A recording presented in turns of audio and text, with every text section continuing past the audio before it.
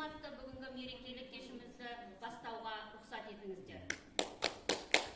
Таптарым, жүректерім, неткен дархан, көтерген тұрмыс жүгін сенің арқан, жолыңды жүріп өткен қарасам мен, оқиын күн келешекте бір-бір дастан. Таң атып күнде шықты өздеріңмен, жанында жұлдыз жанған көздеріңнен, тербедің көктем бағын самал болып, өсиеті жастарға айтқан сөздеріңмен, деп асыл қазына арқа сүйер тірегіміз болып, аман есен жүре беріңіздер. 1 қазан қарттар күніне арналған мерекелік кешімізді ашуға рұқсат етіңіздер. Уважаемые гости, дорогие, всеми уважаемые, кого чествует 1 октября, в День Международный пожилого человека.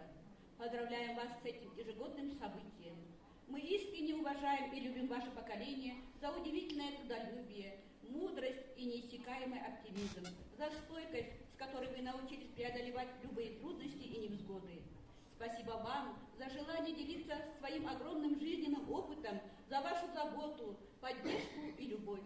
Желаем вам здоровья, долголетия, благополучия, теплоты и внимания близких. Пусть они радуют вас, а неурядицы обходят ваш дом стороной. Будьте счастливы!